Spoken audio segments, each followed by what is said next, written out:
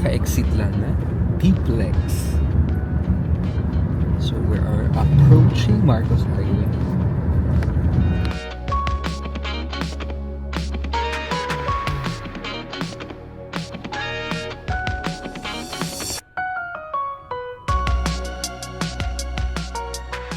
We just arrived in Baguio. It's already 12:30 p.m. So magla-lunch lang kami. Ang check-in kasi namin ay 2 p.m. So we still have an hour and a half para i-enjoy ang lunch. Nandito kami sa Pine Country Steaks and Waffles, right across Botanical Garden. Ano dito, ang maganda dito kapag wala kang parking sa Botanical Garden, dito ka mag-lunch tapos i-park mo yung sasakyan mo dito.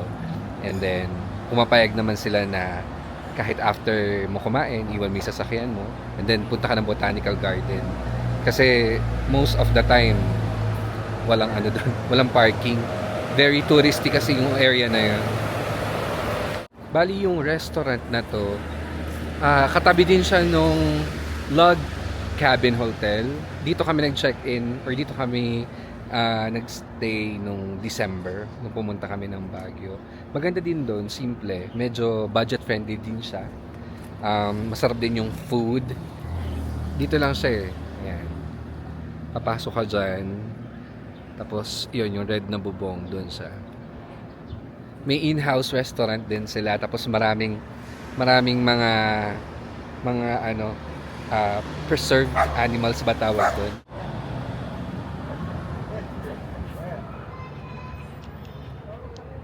So this is Botanical Garden. Yan lang sa kanan na yan. Hindi naman na kami papasok dyan. Kasi gusto lang namin mag-relax at magpahinga. So, maybe next time. Hindi naman ganong malamig dito sa Baguio. Parang mga 24 degrees yan. 25 degrees lang. Pero hindi rin naman mainit. Yung saktuhan lang. Hindi mo kailangan mag-sweater. Hindi mo kailangan mag-jacket. Ganyan. Basta hindi ka lang papawisan masyado. Wala pa akong maayos na tulog. Parang 2.5 hours pa lang. So after lunch, pahinga lang siguro sa accommodation. And then mga 4 or 5 p.m. Yan, hanap na kami ng cafe. Gala ka daw ng gala. Nag-Boracay ka na, magbabagyo ka pa, summer na summer. So, talagang gano'n. Susulitin, no? Habang Kaya ng tuhod. habang ano pa, teenager. Ganda naman damit mo. Parang parang... isang taon na lang may puro rayuma na. So wala ka pang rayuma ngayon? Konti. Konti lang. May katingko ka namang dala. Sa lumpas. Itong tapat namin, ano lang to, Botanical Garden. Favorite din namin yung mga halaman, bulaklak. Pero sabi ko wag muna kami pumunta ngayon kasi okay lang naman, di ba? Kasi may pupuntahan daw siya na mas maraming bulaklak. And bukas namin i-check yung lugar na yun. So, saan kaya yun? Excited ka ba? Gusto ko nang makita yung maraming bulaklak. Wag kang bibitas ng bulaklak, bawal ha. Baka hindi tayo makabalik ng Baguio.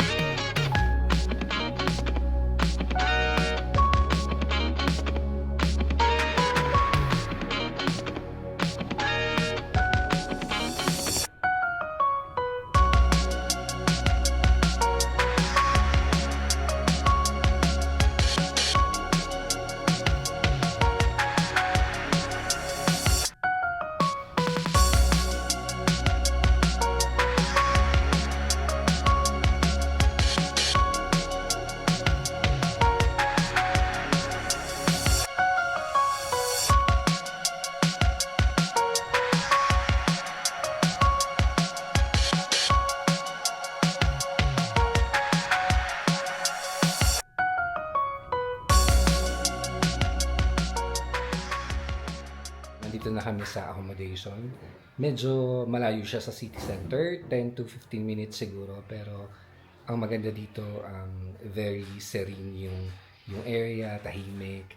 And parang may old Baguio vibe. Well, parang ganun ko siya tinatawag. And yung daan hindi medyo steep talaga.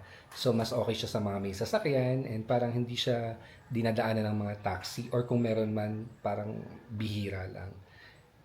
Na-appreciate ko yung very homey feels, cozy feel nung bahay. Kasi bahay na bahay talaga siya. May sofa, may kitchen, may 2 rooms, and ito, meron pa yung fireplace. However, we cannot use it na rin, for safety purposes na din. And then, may mga cute art, wall art dito, mga frames.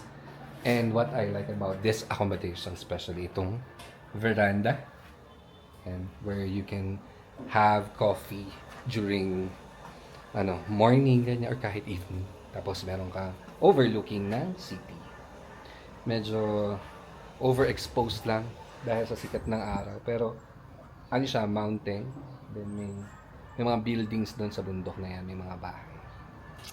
So yun, siguro rest muna kami for 2.5 hours kasi kulang na kulang sa tulog.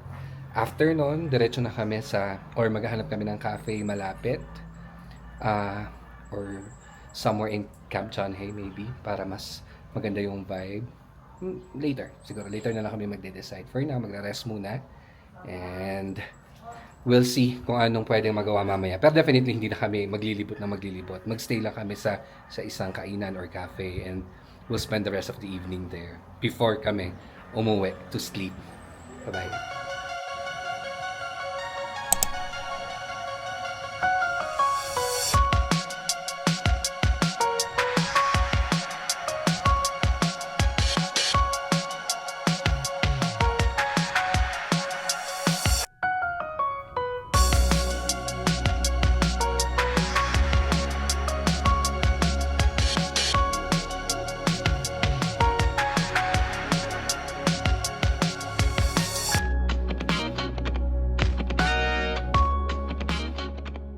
Bawal yan, bawal yan.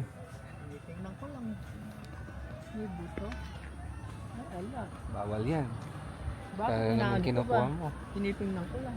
Hi, we are at Coffee Project dito sa may Mines View. Kapag dito ka nag-coffee, may overlooking na mountains. Kaya dagdag calmness and relaxation while sipping a hot coffee. Busy siya sa pagkuha ng seeds to. Tutubo ba yan sa atin? Ewan. Baka kailangan airconan yan. At saka hindi pa itim. Si Nanay kasi magaling siya magtanim. Green thumb ba tawag doon? Actually maraming cafe dito, no? Pero dito namin napili kasi konti lang yung tao.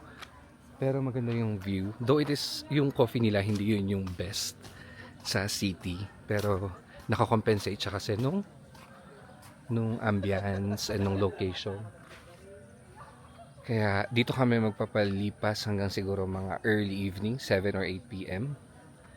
And yan, siguro order muna kami and then stay muna kami doon sa mismong cafe.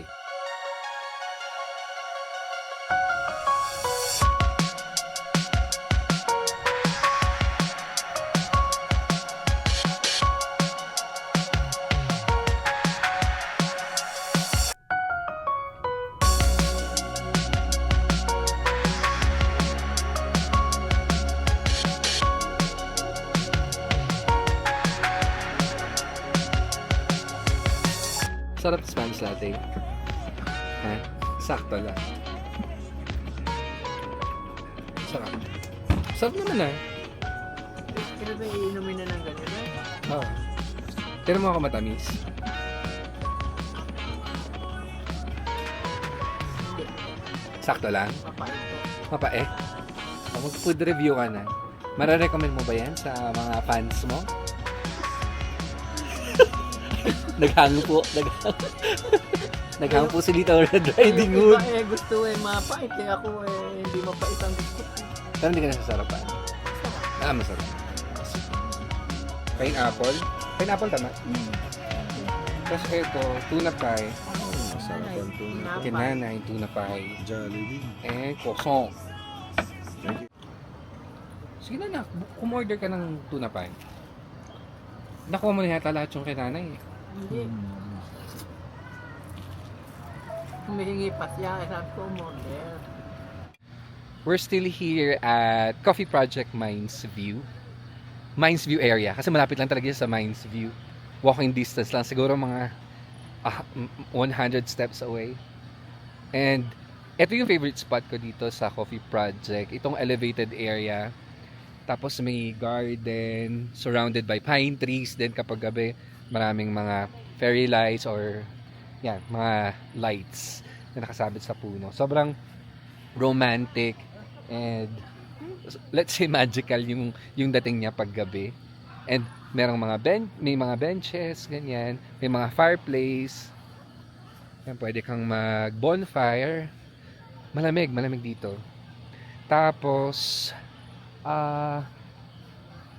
open space siya, definitely. Tapos pwede kang mag-moonwatch, ayan, mag-stargaze kapag gabi, especially kapag clear ang sky.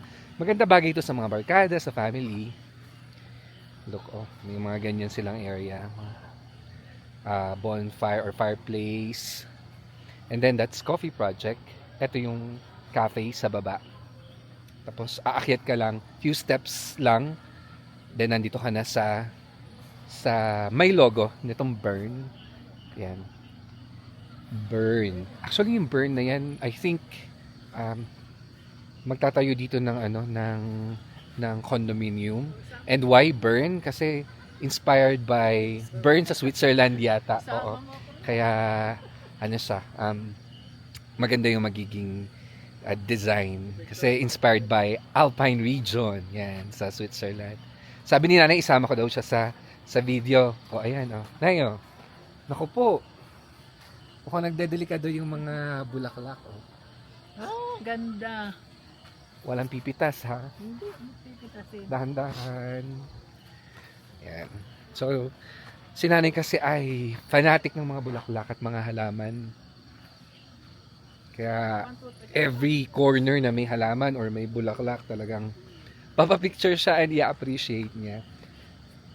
Pero I really recommend this place sa mga nagpupunta ng Baguio and kung gusto niyo lang ay chill vibe, ganyan yung tahimik, tapos i-enjoy niyo lang yung weather and yung mga pine trees dito. This is one of the best places to check or to visit in Baguio aside from Camp Janhay. And then may mga photo spots din. Yan, may mga arch dyan na may mga floral design. Nice, very nice itong area na to.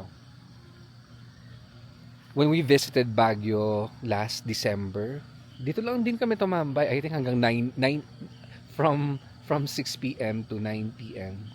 Kwentuhan lang kami. Kaya ngayon na bumalik kami sa Baguio, I made it a point na ma-check to ni nanay or ma-experience to ni nanay.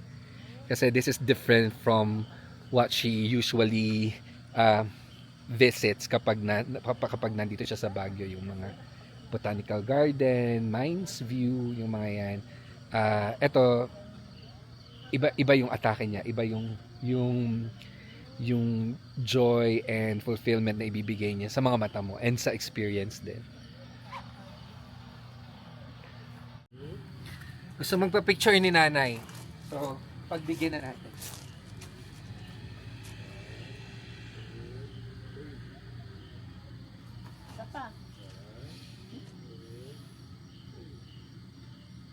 Lamig. Siguro nasa na around 18 degrees Celsius. Ito talaga yung binabalik-balikan ko sa Baguio. To be honest, nagtataka yung iba bakit. Actually, yung brother ko sabi niya, nakailang beses na kayong bumalik sa Baguio, Baguio na naman. Actually, gusto ko sa Baguio. Hindi ako magsasawa kasi parang siya yung, for me, paano ba? Yung malapit na experience kapag mag-visit ka ng Europe, ganyan, yung cold weather. Kumbaga, ito, pwede mo siyang ihalin tulad doon sa pakiramdam. Kasi may nature, ganyan. Actually, kaya nga pinangalanan siya na Burn, yung itatayo na condominium. Kasi mismong yung developer, naisip niya na itong area na to ng Baguio ay para talagang alpine region. Kasi maraming yung mountain range, makikita mo talaga. And yung cold weather nga. And overall experience, gusto ko rin dito talaga sa Baguio. At babalik-balikan ko siya. Let's say, sasabihin mo sa akin, anong gusto mong puntahan? Itong bansa na to? Or itong bansa na to sa Asia? Or itong Baguio? Malaki ang chance na ang pipiliin ko, Baguio pa din. Last December, nagtanong ako actually kung magkano ang condominium unit. Actually, ano lang yun parang studio unit yung tinanong ko. Pero sobrang mahal.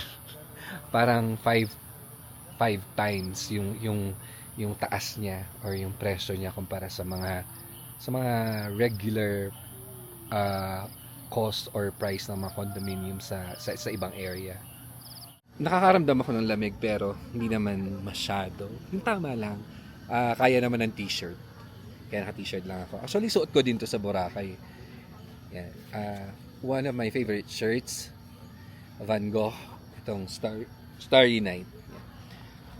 Ulit-ulit lang ako magdamit. So, mapapansin nyo to sa iba ko pang mga videos. Hindi naman ako mahilig bumili ng mga OOTD. So, malamang sa iba ko pang mga videos at sa iba ko pang mga pupuntahan na destination, suot ko rin to. Gusto ko yung ano lang din nga, yung mabilis lang isuot. Yung hindi ka na mag-iisip. Nakaalis lang nung 2 linggo alis na na. Ikaw nahiya ako sa'yo Boracay, tapos biglang Baguio.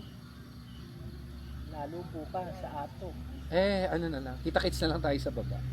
Saan baba? Sa baba nung sa entrance. Gusto ko doon.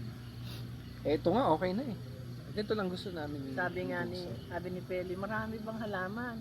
Marami. Nasa Baguio pa lang kami, wala pa kami sa Ato. Sabi ngayon, minessage ka? Bukas pa lang ako kami mag-aato. Ba't nag-post ka ba ng halaman? Hindi, yung my day ko lang kanina pa. Halaman ba yun? Yung sa kainan. Di ba may isang Ah, halaman? oo. May isang halaman akong pinunan yung magandang bulaklak. Sabihin mo, gusto mo ba? Ipipitas kita. This is Session Road. Hahanap lang kami ng makakainan. Pero ang suggestion ko ay yung sa ramen. Minatry kasi kaming ramen dito, sobrang sarap. So hahanapin lang namin yung location. Lapit lang yung dito Tapos tagu yung location niya, pero sobrang sarap nung ramen. And charming din yung place. Buti na lang weekday kami napunta, so hindi masyadong maraming tao. Hindi crowded. Yun yung gusto ko sabihin, pero marami pa rin tao actually.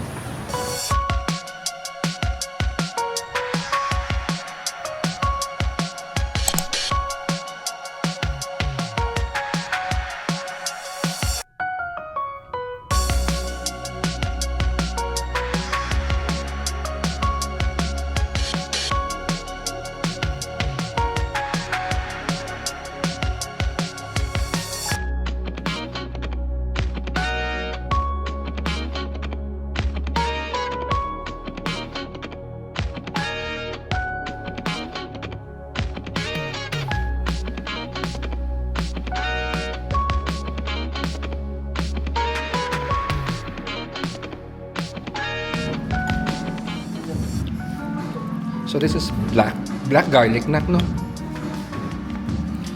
Sarap to. Favorite. Dito ko lang pala natikman. So this is the second time. Creamy.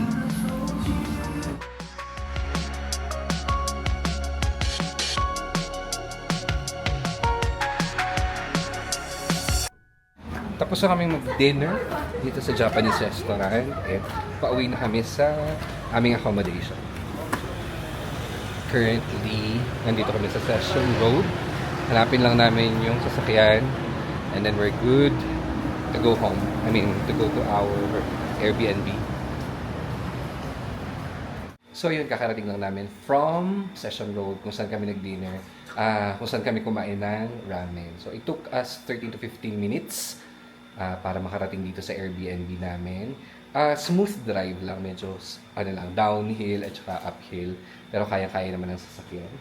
And nung dumating kami, nag-hot shower ako agad para fresh and malinis, para ready na to sleep. Pero I think magkakape pa ako ng isang beses, no, nak? Pagtimpla mo akong kape, hindi, magkakape pa ako ng isang round. Evening coffee or midnight coffee. While ganito yung view mo. Tapos malamig yung panahon. Makikita mo yung mountain, mga bundok na may mga bahay and mga firefly-like lights from afar. And then, yung amoy ng pine trees. Yan talaga yung binabalik-balikan ko sa Baguio. And meron isang hindi mapakali dito, ang aking baby. Look at the camera daw. Yan. I think after ko mag-coffee, tulog na ako agad kasi maaga pa yung lakad namin tomorrow. I have to wake up at 6. No, we have to leave at 6 a.m. going to our next destination. And it will take us around 2 hours going there. Siguro separate video na lang ngayon and then itong Baguio para mas focus sa isang topic lang or sa isang destination. I think that's it for today. It's been a long day and it's been a tiring day. Pero sobrang nakaka-enjoy and nasulit namin yung araw despite yung pagod. Pero all in all, yan, it was a good experience. It was another good Baguio experience. And kita-kits na tayo sa next video sa isa pang destination. Yun na lang muna. Bye for now.